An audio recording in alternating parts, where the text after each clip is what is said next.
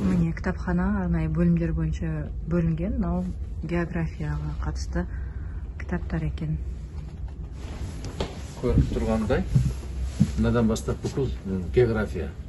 Жапон тіліндегі географиялар. Japanese books. Жапон тіліндегі кітаптар. Бұның біразын көрдік. Мынадан былай қарай шетелдік кітаптарға кетеді, географияда. Антропологияға қатысты бар екен. Антропологияға қатысты. Мынаны былай бассақ, кітаптың есігі ашылады. Содан кейін осының ішіне кіріп, қалаған кітапты көруге болады. Қазір сағат 7 кешкі кіріп көрейік енді.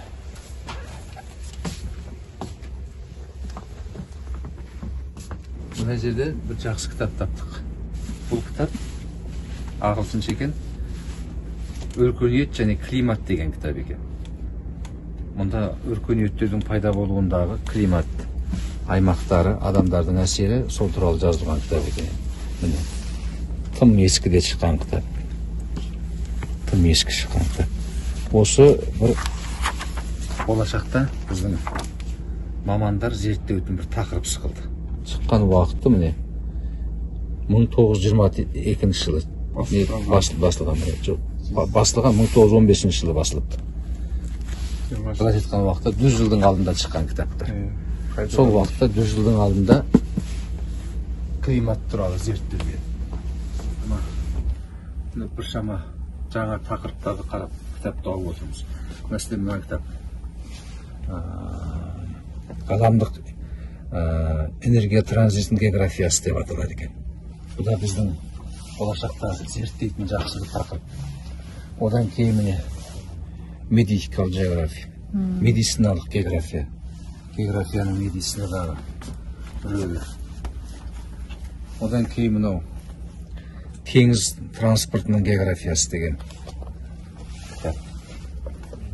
Мынау теңіз жолдарының географиясы. Енді бұл жерде тағы бір жақсы кітап тұр. Міне бұл кітап ашайын. Мына кісі автор екен.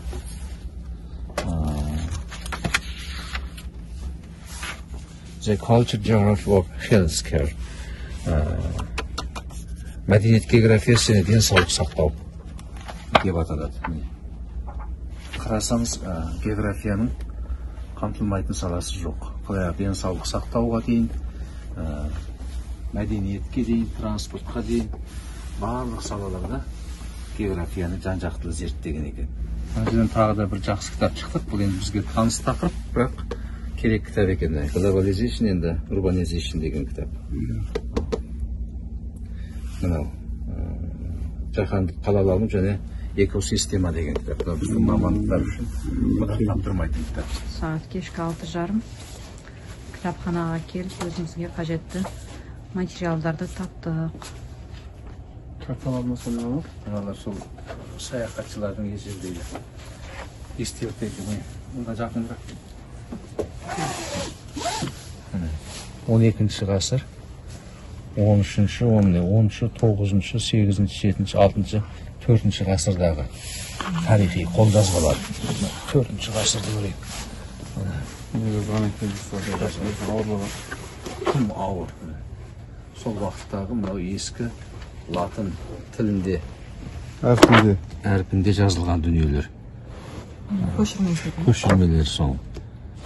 Тарихи хаттар, естеліктер жазылған. Өкінішке орай бұл латын тілін жақсы білмейміз. Кейбір сөздердің түсінгеніміздің көпшілігін түсіне алмайтынбыз. Барлығы тұрған шкаф емес, бұның барлығы кітап шкафтары. Арнайы ролик арқылы бұлар электронды түрде қозғалады. Арасын ашып, керекті кітаптың орнын біліп алсаң, кіруге болады. Өте көп кітапты сыйдыруға болады екен мына әдіспен. Сонда арасында адам жүретін орын, көп орын қалдырудың қажет жоқ. Бір-екі қатарды ашса, қалған қатарларды осы роликтер арқылы жылжытып керек кітабыңды қарайды екенсің. Ой, біз кітапханадан шыққанша балаға қараңғыда түсіп кетті.